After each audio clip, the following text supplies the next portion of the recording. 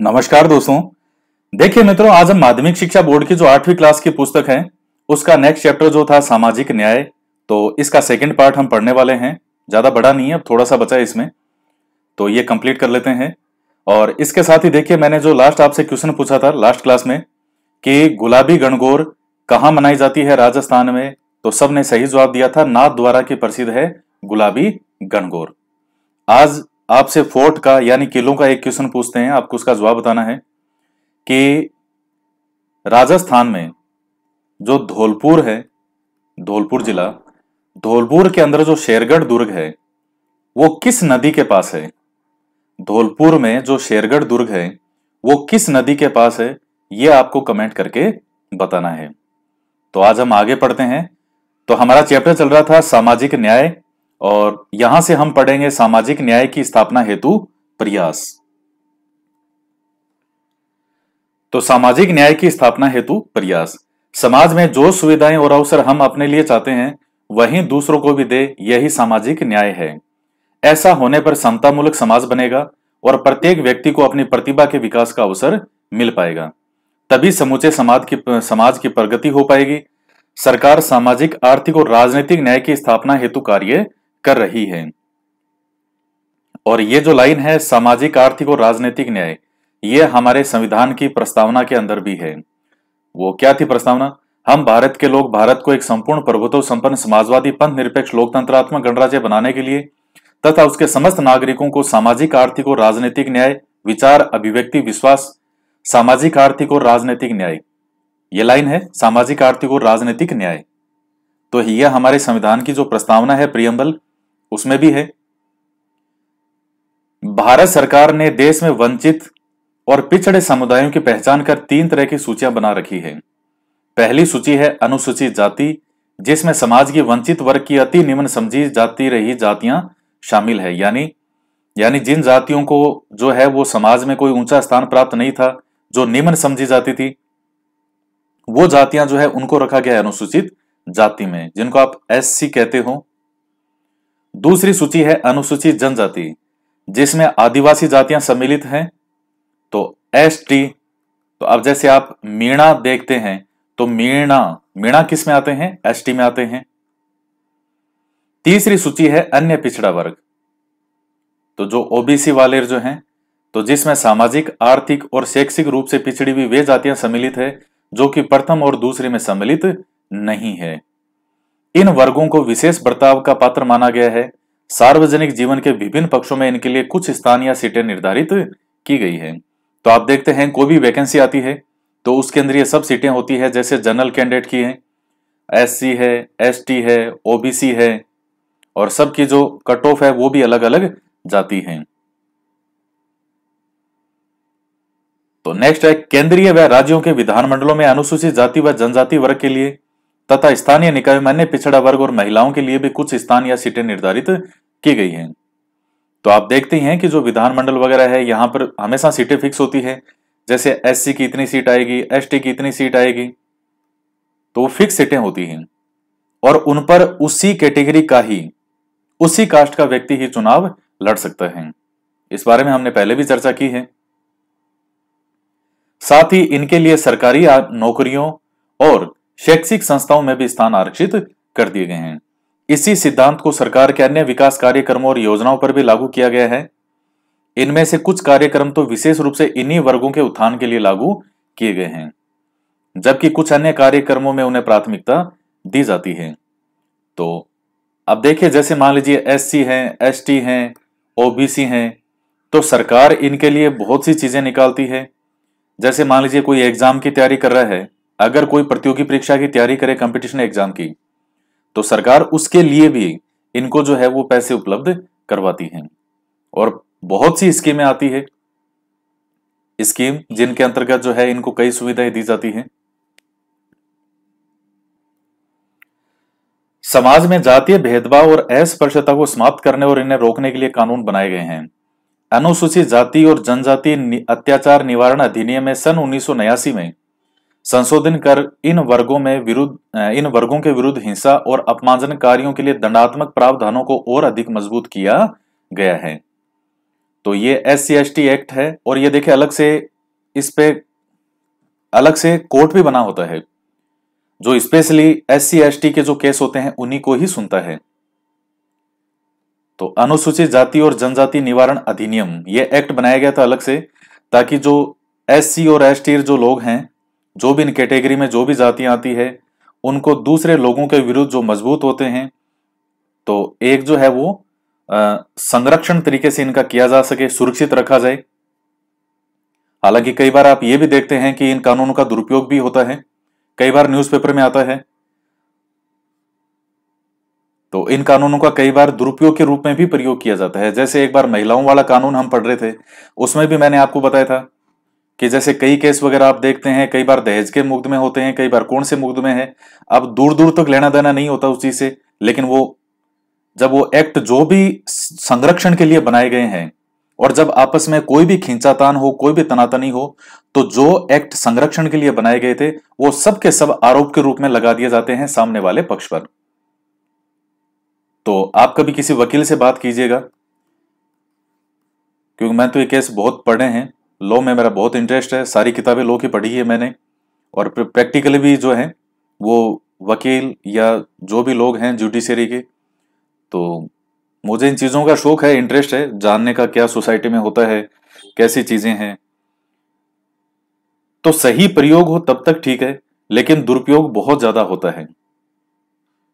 महिलाओं के विरुद्ध घरेलू हिंसा और छेड़छाड़ की रोकथाम के लिए भी कानून बनाकर कठोर दंडात्मक प्रावधान किए गए हैं।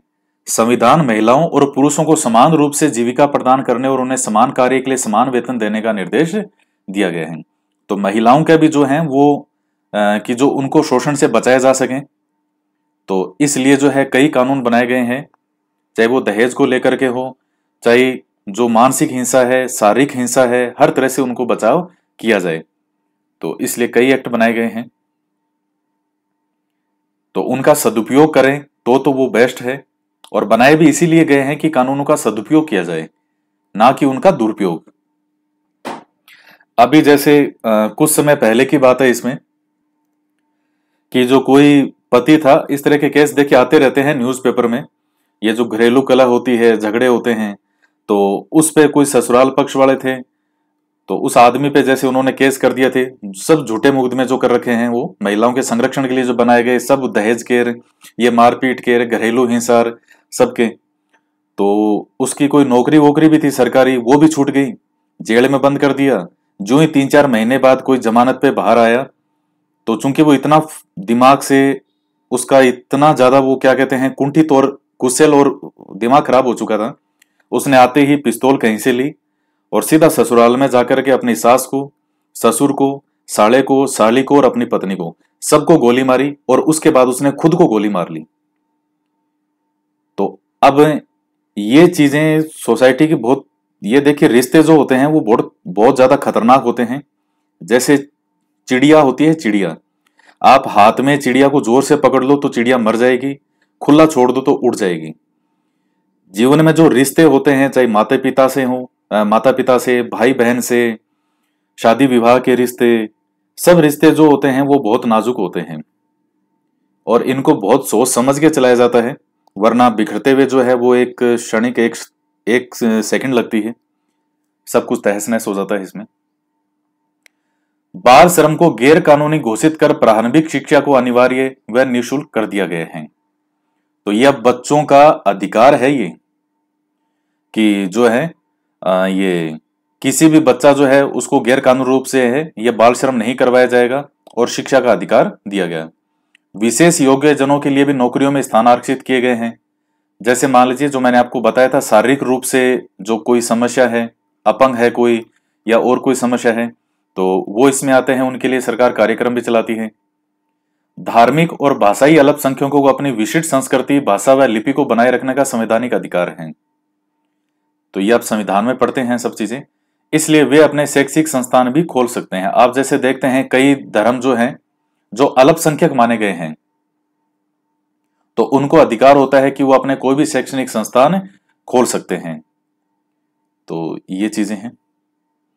कानून अकेले अपने बुत्ते पर समाज को रूपांतरित करने अथवा स्थायी सामाजिक परिवर्तन लाने में असमर्थ है। मैंने जो अभी आपको इतनी देर से कई एग्जाम्पल उदाहरण दिए हैं, उसमें यह है कि कानून ने तो एक अधिकार बना दिया, लागू अब उसको किस तरीके से करना है वो तो समाज पर है, सोसाइटी पर है। तो अभी कल परसों की न्यूज है, अब ये न्यूज़पेपर पढ़ते हैं, पत्रिका भास्करन में दिख जाती है कि कोई लड़की ने दूसरा विवाह कर लिया, उसके पति की कोई डेथ हो गई थी, उसने दूसरा विवाह कर लिया, तो उसके समाज के लोग थे, वही बड़े बुजुर्ग समझदार जिनको दुनिया देवदूत कहती है, उन्होंने उसे उस समाज से बेदखल कर दिया और पता नहीं 15 लाख या इतने रुपए का जुर्माना लगाया कि इतने रुपए पहले जुर्माना जमा करा हमारी पंचायत में, तब तेरी हम इस शादी को मान्यता देंगे। तो ये तो सीधा का सीधा एक धंधा है, ये जो लोगों ने बना रखा है, धंधा ही है और क्या कहेंगे इसे, व्यापार है फ्री का, फ्री के पैसे खाने का। तो फिर वो मुकदमा दर्ज जो लड़की थी उसने फिर कानून का सही प्रयोग किया और उन लोगों के खिलाफ जो केस किया, तो अब वो लपेटे में आए, होना भी चाहिए। इस तरह के लोग जो हैं वो बाहर नहीं, उनकी सही जगह जेल होती है। जो समझते हैं कि वो सोसाइटी के ठेकेदार हैं, धर्म के ठेकेदार हैं, वो रक्षक हैं, तो इस तरह के लोगों की सही जगह जो है वो बाहर नहीं है, उनकी सही जगह जेल है। इसके लिए जागरूकता और संवेदनशीलता युक्त सतत सामाजिक अभियान की आवश्यकता है। तो अब इसमें आगे एक शब्दावली है। तो शब्दावली में क्या क्या है, औपनिवेशिक काल क्या है, वह समय जब भारत को दूसरे देश से आए हुए लोगों ने अपने अधीन करके शासन किया। तो उपनिवेश के रूप में बनाया उन्होंने भारत को और भी कई देशों को। अस्पृश्यता क्या होती है, छुआछूत। यानी मैंने आपको लास्ट क्लास में सब समझाया था, आज भी छुआछूत बहुत जगह मौजूद है। कई बार जिनको निम्न जाति का समझा जाता है, लोग उनको पानी जो है वो खुद का बर्तन उनके हाथ नहीं टच करने देते हैं। तो ये चीजें आज भी कितने लोगों के दिमाग में बैठी हुई हैं।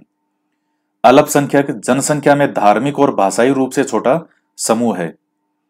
और हाशिया, तो हाशिया क्या होता है, बिल्कुल जो जमीन पर ही आ गया हो, यानी मुख्य धारा से अलग थलग, समाज का वह भाग जो सत्ता और संसाधनों की पहुंच से बहुत दूर हो। अब जैसे मान लीजिए जो लोग आज भी ऐसे हैं जो शिक्षा, रोजगार, पानी, पीने के लिए साफ पानी तक नहीं है, शिक्षा का नामो निशान नहीं, सड़कें आसपास नहीं है, तो वो आज भी हम कहते हैं कि वो समाज, वो स्थान बहुत हाशिए पर है, जो सोसाइटी की मुख्य धारा से बहुत अलग है। तो ये कई पॉइंट थे। अब ये कुछ क्वेश्चन है कि समाज में आर्थिक असमानता का मुख्य कारण है परिश्रम का अंतर, योग्यता का अंतर, अवसरों की असमानता और प्रयासों का अंतर। तो सही चीज क्या क्या उत्तर होगा इसका, कि समाज में जो आर्थिक असमानता है उसका कारण क्या है, क्या योग्यता में अंतर है, या प्रयासों का अंतर है, या परिश्रम का अंतर है। सही और सटीक जो इसका उत्तर होगा वो होगा अवसरों की असमानता। जो अवसर है उसी में ही भेदभाव किया जाता है, तो ये एक सबसे बड़ा कारण होता है। अब यही मान लीजिए कि आप कोई नौकरी करने के लिए, कहीं प्राइवेट नौकरी करने के लिए गए, कोई बहुत अच्छा स्कूल है और आपने सुना कि वहां महीने के 25 से 30 हजार सैलरी है, और आप वहां पर गए कि साहब नई वैकेंसी आई है टीचर की, और उसी समय एक और व्यक्ति भी आया। अब वो जो व्यक्ति है उसकी सिफारिश थी और वो जानकार था, तो उन्होंने केवल नाम मात्र के लिए आपका इंटरव्यू किया और अगले को सिलेक्ट कर लिया बिना इंटरव्यू के। तो ये क्या है, अवसरों के, आपको दोनों को काबिलियत का तो कोई मौका ही नहीं है यहां पे। तो ये होता है अवसरों की असमानता। अवसरों की असमानता के पीछे प्रमुख कारण है पूर्वाग्रह होता है, भेदभाव होता है, रूढ़िबद्धता है और उपयुक्त सभी। तो सही उत्तर क्या हो जाएगा इसका, पूर्वाग्रह भी होता है, रूढ़िबद्धता भी है, भेदभाव भी होता है, तो उपयुक्त सभी, सभी होगा इसका। सामाजिक परिवर्तन लाने की जिम्मेदारी है किसकी, क्या अकेले व्यक्ति की, अकेले समाज की, या अकेले सरकार की, किसकी जिम्मेदारी है, उपयुक्त सभी की, सभी की जिम्मेदारी है। और जो भी अच्छी चीजें हैं जो समाज में समय के साथ सही होनी चाहिए, उसमें समाज के जो बुद्धिजीवी लोग हैं, समाज के प्रतिष्ठित लोग हैं, देखिए समाज को बदलने की जिम्मेदारी जो है वो एक गरीब व्यक्ति के पास में नहीं है, क्योंकि उसकी कोई बात को सुनेगा ही नहीं। तो जो प्रतिष्ठित मजबूत बुद्धिजीवी लोग होते हैं उनकी ये जिम्मेदारी होती है कि वो इन चीजों में परिवर्तन लाएं। नेक्स्ट है स्तंभ ए को ब से मिलान करें वंचित वर्ग की जातियां, आदिवासी जातियां, सामाजिक, आर्थिक और शैक्षिक रूप से पिछड़ी अन्य जातियां, जनसंख्या में धार्मिक और भाषाई रूप से छोटा समूह है। तो क्या होगा इसका सही उत्तर? वंचित वर्ग की जातियां, तो ये तो हो जाएगा अन्य पिछड़ा वर्ग। आदिवासी जातियां, अनुसूचित जनजाति, सामाजिक, आर्थिक और शैक्षिक रूप से जो पिछड़ी, जो ये नहीं, ये उल्टा हो गया। वंचित वर्ग की जातियां, अन्य पिछड़ा वर्ग नहीं, वंचित वर्ग की जातियां तो इसमें आ जाएगी अनुसूचित जाति में। इसको फिर से देखिए, वंचित वर्ग की जातियां ये हो जाएगी अनुसूचित जाति, आदिवासी जातियां ये हो जाएगी अनुसूचित जनजाति, और जनसंख्या में धार्मिक और भाषाई रूप से छोटा समूह ये होगा अल्पसंख्यक, और सामाजिक, आर्थिक और शैक्षणिक रूप से पिछड़ी अन्य जातियां किसमें हो जाएगी? अन्य पिछड़ा वर्ग में। तो वंचित वर्ग वाले किसमें आ गए? अनुसूचित जाति, आदिवासी जनजाति, आदिवासी जातियां वो अनुसूचित जनजाति में, सामाजिक, आर्थिक और शैक्षणिक रूप से पिछड़ी अन्य जातियां तो यह हो जाएगा अन्य पिछड़ा वर्ग, और जनसंख्या में धार्मिक और भाषाई रूप से छोटा समूह यह आ जाएगा अल्पसंख्यक। तो ये हो गए आपके। और बाकी अभी 3 क्वेश्चन है, इनका जवाब आपको कमेंट करके बताना है कि जाति प्रथा का अतिवादी रूप है क्या? अपरिवर्तनीय, कठोर और रूढ़िबद्ध धारणाओं को क्या कहते हैं? विश्व के 80% गरीब लोग केवल कितने % संसाधनों के सहारे अपना जीवन बिताते हैं? तो ये तीनों जो ब्लैंक स्थान है वो आपको भरने हैं। और इसके साथ ही देखिए, जो विद्यार्थी रीट की तैयारी कर रहे हैं तो उनको अपनी तैयारी को आप गंभीरता से और सीरियसली कर देना चाहिए। आपको इतना समय मिला है, मेरे हिसाब से इससे बड़ी गोल्डन अपॉर्चुनिटी, स्वर्णिम अवसर शायद ही जीवन में कभी दोबारा मिले। तो अपनी तैयारी को अब और मजबूत कर दीजिए, क्योंकि अब वैकेंसियां भी जो है, वैकेंसी भी है, भविष्य में आएगी तो सही। और अब कोई बहुत ज्यादा दूरियां नहीं है, केवल कुछ महीनों का खेल है। तो पूरी जी जान से जो है वो अब अपने आप को समर्पित कर दीजिएगा। अब ये क्वेश्चन मत पूछना कि सर रीट की वैकेंसी कब आएगी या रीट का एग्जाम कब होगा, मत ही पूछना, विनती है आपसे। मैं केवल आपको इसलिए बता रहा हूं क्योंकि अब केवल कुछ महीनों का खेल है। कभी भी आपकी 1 डेढ़ 2 महीने में कभी भी वैकेंसी जारी हो सकती है, उसके 2-3 महीने बाद कभी भी आपका एग्जाम हो सकता है।